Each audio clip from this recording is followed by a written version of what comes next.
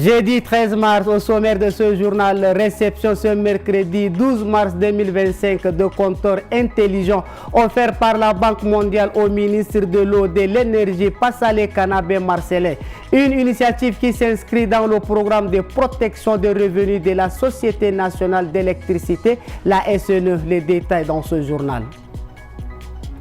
Nous irons à Doba dans ce journal. Le conseil communal de la mairie de Doba a organisé ce 12 mars 2025 une rencontre de prise de contact avec les différentes couches sociales. L'objectif de cette rencontre est élaborer un plan de recouvrement des recettes afin de résoudre les arriérés des salaires des agents et régler les factures impayées des opérateurs économiques. Reportage à suivre également dans ce journal.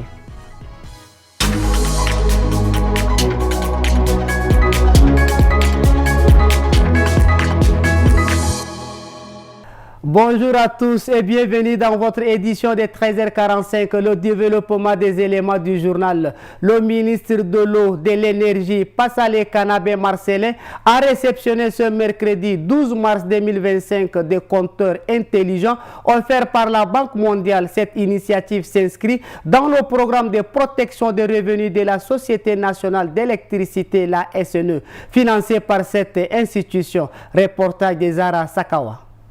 Le gouvernement tchadien poursuit ses efforts pour améliorer l'accès à l'électricité. Dans ce cadre, le ministre de l'eau et de l'énergie a réceptionné 4400 compteurs intelligents pour les grands comptes et 50 000 compteurs bidirectionnels destinés aux clients de la SNE. Financé par la Banque mondiale, ce projet vise à renforcer la gestion et la distribution de l'électricité.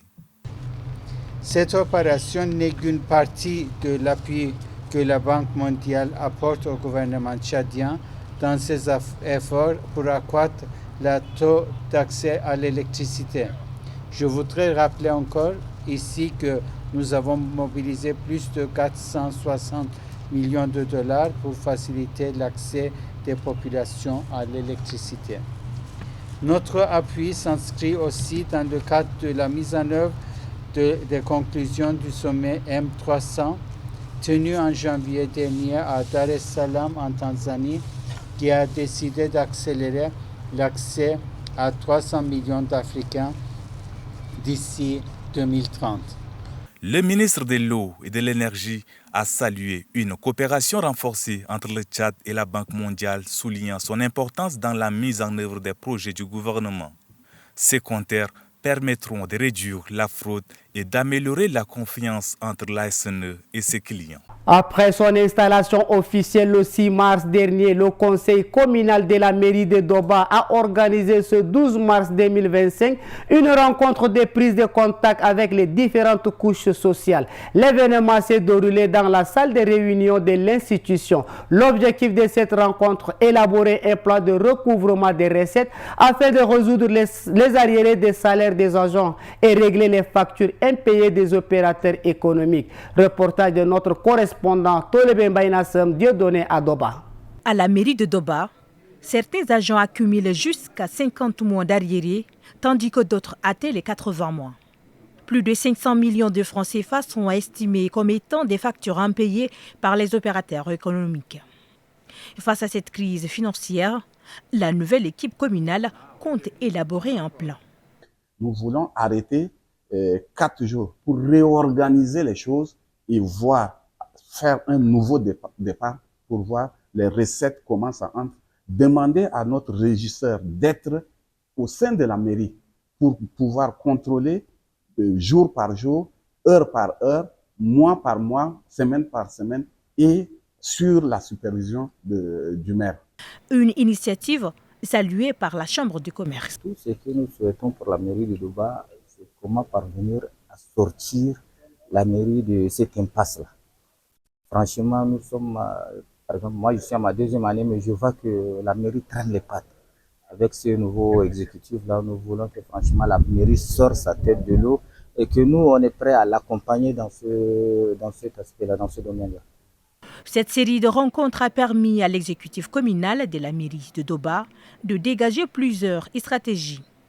Parmi elles, la suspension pour une durée de 4 jours du recouvrement des recettes dans les jours à venir. Pour l'heure, la caisse de la mairie de Doba reste désespérément vide.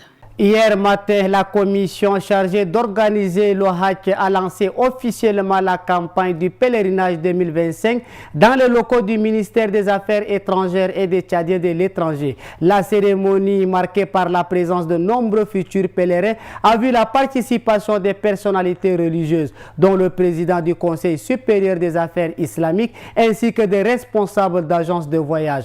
Reportage d'Ngambi Daniel Ralombaye. Bonne aventure. L'événement a débuté par la lecture du Saint-Coran. L'objectif de cette rencontre était de préciser les modalités d'organisation du Hajj 2025, un pèlerinage fondamental pour les musulmans faisant partie des 5 piliers de l'islam.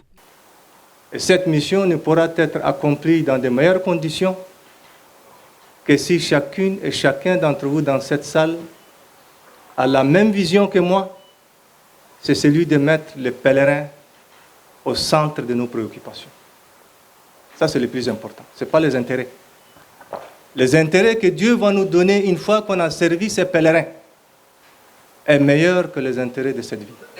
Cette année, les agences de voyage ne doivent pas percevoir plus de 100 000 francs CFA pour leur service, indique la commission. On est très content parce que ça a été une première en ce genre. Pourquoi? Parce que dans les années précédentes, dans les années passées, ça n'a jamais été fait ainsi. Les gens partent au Hajj, ils reviennent, mais ils ne savent pas exactement ce qui se passe. Donc cette fois-ci, ça a été détaillé point par point, net par net. Donc franchement dit, on est satisfait. Le taux, c'est abordable, mais c'est un rite et on doit accepter. On n'a pas besoin d'intérêt. C'est une œuvre religieuse. En tant que musulman, c'est une œuvre religieuse, on va travailler, même si sans rien aussi on va travailler pour accomplir cette mission et aider les pèlerins tchadiens d'aller et revenir sans désagrément. Le montant du Hajj a été fixé à environ 3 millions de francs CFA. Le pèlerinage durera cette année 25 jours contre 30 habituellement et les pèlerins seront logés dans la première zone proche de la Mecque, conclut la commission.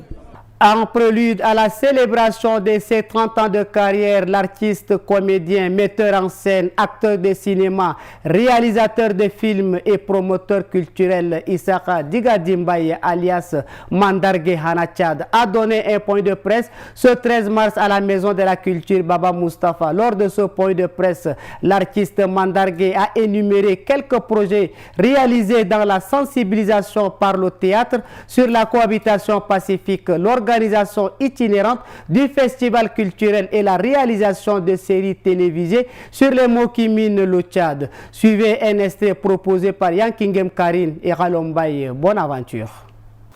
La célébration de mes 30 ans de carrière qui aura lieu le 24 mai 2025 serait une occasion de faire le bilan de mon parcours artistique et tracer les perspectives. 2 grandes manifestations culturelles et artistiques auront lieu à N'Djamena.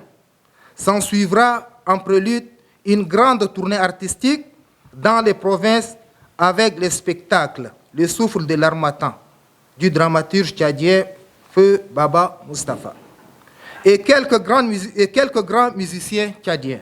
Place à l'actualité internationale, une sélection des principales nouvelles du monde vous est présentée par Ghislaine Alataroum.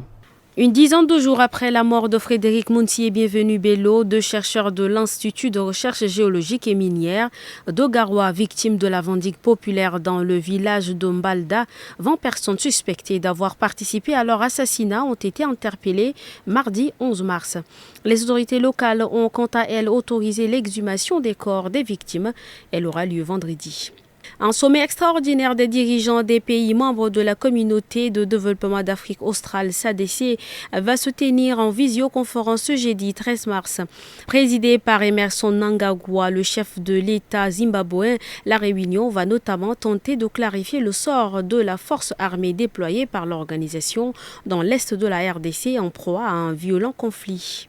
Conjointement présidée par le président sud-africain Cyril Ramaphosa, la présidente de la Commission européenne Ursula von der Leyen et le président du Conseil européen Antonio Costa, la réunion devrait être marquée par un renforcement du partenariat entre Bruxelles et Pretoria dans un contexte de grandes tensions internationales, notamment avec les États-Unis. C'est tout pour cette édition d'information. Merci pour votre fidélité. Très bonne suite de programme sur notre antenne.